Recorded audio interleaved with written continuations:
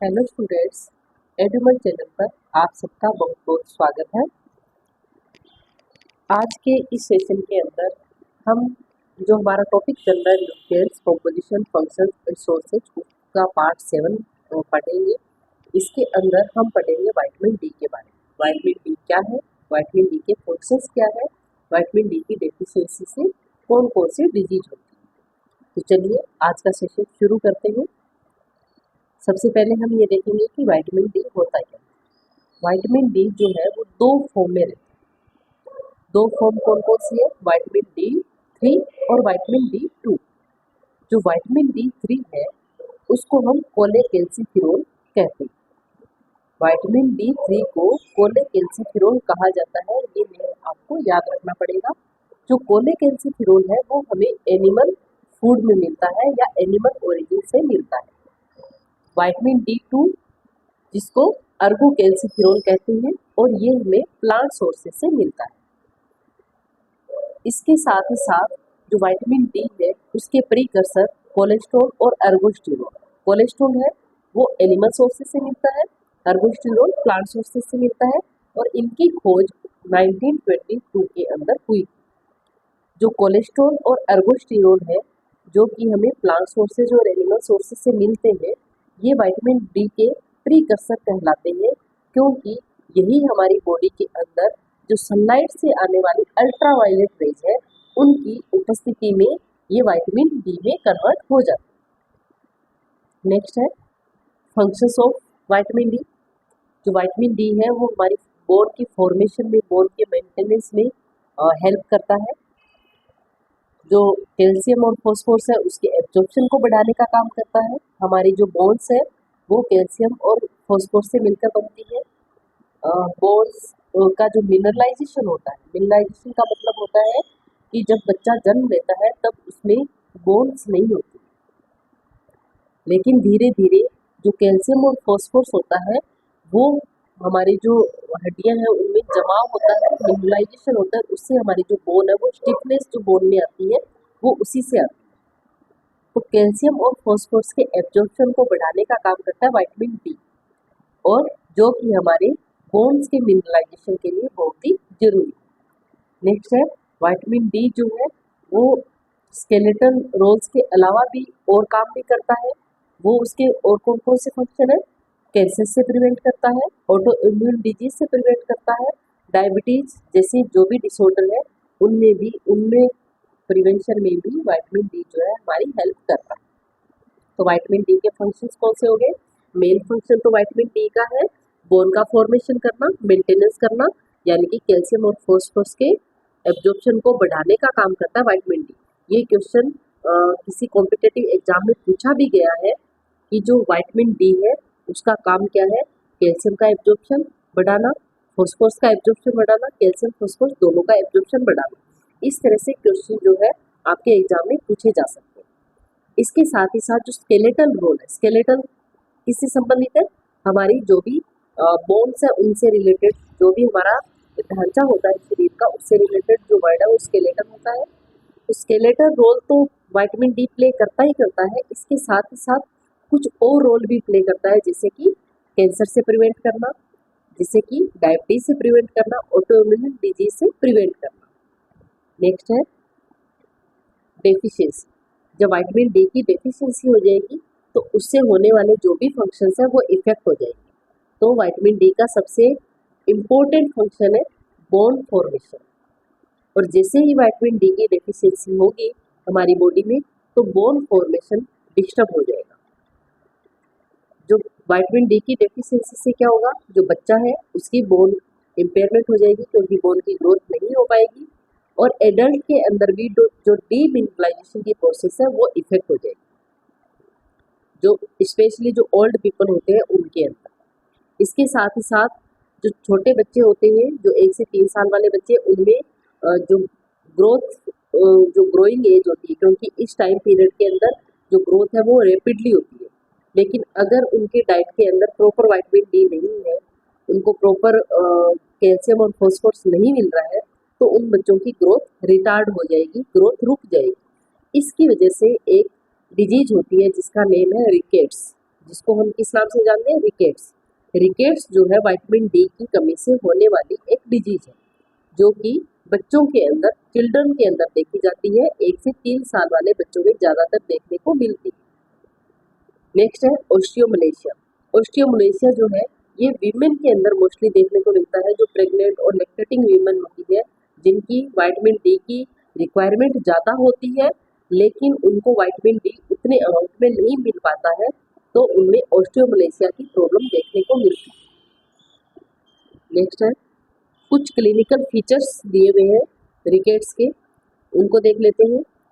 जो छोटे बच्चे होते हैं उनमें जब विटामिन डी की डेफिशिएंसी हो जाती है तो कौन कौन से ऐसे क्लिनिकल सिम्टम्स हैं जो हमें देखने को मिलते हैं। तो उनके एक तो जो टीथ, जो दांत उगने की प्रोसेस होती है वो लेट हो जाती है।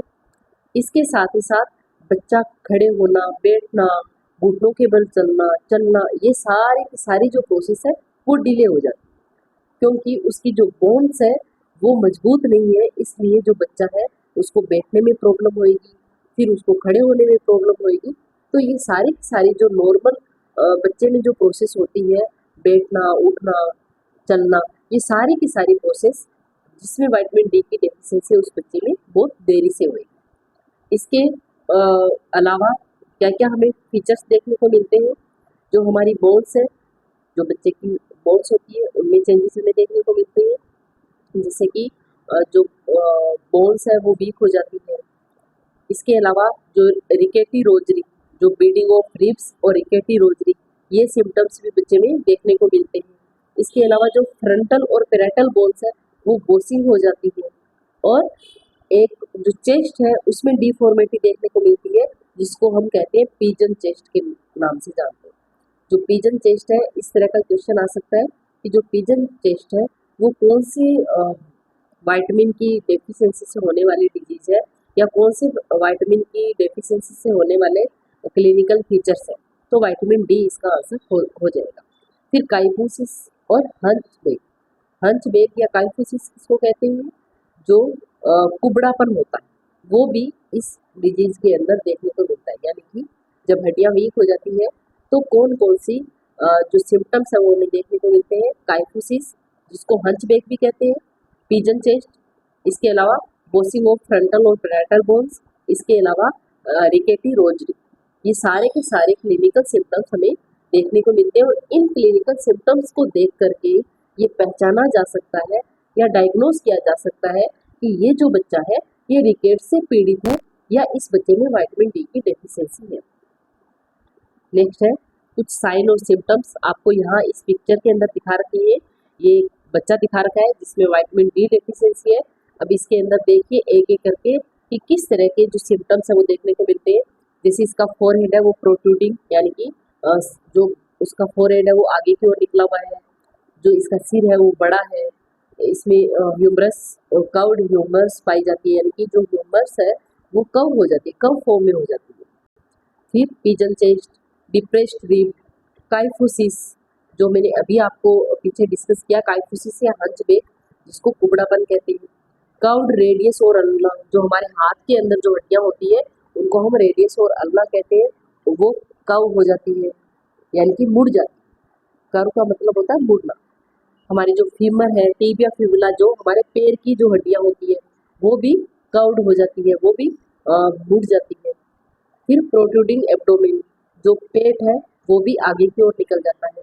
तो ये सारे के सारे साइन और सिम्टम्स एक रिकेट्स के बच्चे में देखने को मिलते हैं। इनको देख करके इजीली ये पहचाना जा सकता है कि इस पर्टिकुलर बच्चे के अंदर रिकेट्स जैसी प्रॉब्लम है या विटामिन डी की डेफिशिएंसी है। नेक्स्ट है ओस्टियोमलेशिया। ओस्टियोमलेशिया का मतलब होता है सॉफ्टनिंग ऑफ बोन, यानी कि बोन का सॉफ्ट हो जाना। जब हमारी बोन्स के अंदर कैल्शियम और फॉस्फोरस का प्रॉपर मिनरलाइजेशन होगा तो हमारी बोन्स स्ट्रॉन्ग हो जाएगी, मजबूत हो जाएगी। लेकिन जब विटामिन डी की डेफिशिएंसी होगी तो कैल्शियम और फॉस्फोरस का एब्जॉर्प्शन प्रभावित होएगा। इससे जो हमारी बोन्स है उनमें प्रॉपर मिनरलाइजेशन नहीं हो पाएगा, इसलिए हमारी बोन्स सॉफ्ट हो जाएगी। इसके साथ ही साथ जो विटामिन डी की डेफिशिएंसी से होने वाली ये प्राइमरी डिजीज़ है ओस्टियोमलेशिया, उसके बाद में फर्दर ये ऑस्टियोपोरोसिस में भी कन्वर्ट हो जाती है। फिर नेक्स्ट है जो हमारी ऑस्टियोइड टिश्यूज है वो भी सॉफ्ट हो जाएगी। जो ऑस्टियोइड टिश्यूज होते हैं वो थोड़े हार्ड होते हैं क्योंकि उनमें कैल्शियम का जमा होता है, लेकिन जब विटामिन डी की डेफिशिएंसी होगी तो ऑस्टियोइड टिश्यू जो है वो हार्ड ना होकर के वो हमारे सॉफ्ट हो जाएंगे, और जो मसल्स है वो उनमें पेन होएगा, वीकनेस फील होएगी, और ये जो पेन है वो स्टार्टिंग में तो धीरे धीरे शुरू होएगा लेकिन ये सीवियर पेन में भी कन्वर्ट हो जाएगा। नोट डाल के मैंने एक लाइन यहाँ पर लिखी हुई है जो कि आपके लिए इम्पोर्टेंट है कि विटामिन डी जो है वो स्केलेटन फंक्शन तो करता ही करता है, इसके साथ ही साथ यानी कि विटामिन डी की अगर डेफिशिएंसी है तो स्केलेटन सिस्टम में तो प्रॉब्लम आएगी, लेकिन नॉन स्केलेटन प्रॉब्लम्स भी हमें देखने को मिलती है, जैसे कि ट्यूबरकुलोसिस, न्यूरोलॉजिकल डिसऑर्डर जैसे कि अल्जाइमर डिजीज, यानी कि विटामिन डी की डेफिशिएंसी से ट्यूबरकुलोसिस, टीबी जैसी, अल्जाइमर डिजीज जैसी डिजीज भी होने की संभावना हो सकती है। नेक्स्ट है ट्रीटमेंट। अब हमने पढ़ लिया कि विटामिन डी की डेफिशिएंसी से रिकेट्स हो जाता है, ओस्टियोमलेशिया हो जाता है, लेकिन इनका ट्रीटमेंट हम कैसे करें? तो इसके लिए 25 से 125 माइक्रोग्राम विटामिन डी की डोज दी जाती है रिकेट्स और ओस्टियोमलेशिया को क्योर करने के लिए, रिकवर करने के लिए। जो छोटे बच्चे होते हैं उनको 1 ml हेलीबट ऑयल दिया जा सकता है। इसके अलावा जो कैल्शियम इनटेक है वो प्रॉपर अमाउंट में होना चाहिए। जो अपना मिल्क होता है सबसे बेस्ट सोर्स है कैल्शियम का, और लगभग दिन में 500 ml जो मिल्क है वो दिया जाना चाहिए ऐसे बच्चों को, ऐसे फीमेल को, या ऐसे कोई भी पर्सन जिसमें ओस्टियोमलेशिया या रिकेट्स जैसी प्रॉब्लम देखने को मिलती है उनको। इसके साथ ही साथ जो बच्चे होते हैं उनको बाहर धूप में खेलने भी दिया जाना चाहिए ताकि जो विटामिन डी है वो उनकी बॉडी के अंदर बन सके, क्योंकि हमने बात करी थी कि हम जो फूड लेते हैं जो एनिमल सोर्सेज से लेते हैं उसमें कोलेस्ट्रॉल होता है, इसके साथ ही साथ जो हमारी बॉडी है वो भी कोलेस्ट्रॉल प्रोड्यूस करती है, और जो प्लांट सोर्सेज से फूड ले रहे हैं उसके अंदर अर्गोस्टिरोल होता है। तो ये जो कोलेस्ट्रॉल और अर्गोस्टिरोल है ये जब सन रेज से आने वाली जो अल्ट्रावायलेट रेज है उनके उपस्थिति के अंदर ये विटामिन डी में कन्वर्ट हो जाता है। तो अगर हम सन एक्सपोजर में जाएंगे तो हमारी बॉडी के अंदर जो ये कोलेस्ट्रॉल और अर्गोस्टिरोल है ये विटामिन डी में कन्वर्ट हो जाएंगे, जिससे हमारे जो कैल्शियम और फॉस्फोरस का एब्जॉर्प्शन बढ़ जाएगा, और इस तरह से हमारी जो बोन्स है उनका जो फॉर्मेशन है वो सही ढंग से होएगा, हमारी बोन्स वीक नहीं होगी। आज के लिए इतना ही, मिलते हैं कल की क्लास में एक नए टॉपिक के साथ, एक नए विटामिन के साथ। तब तक के लिए थैंक यू।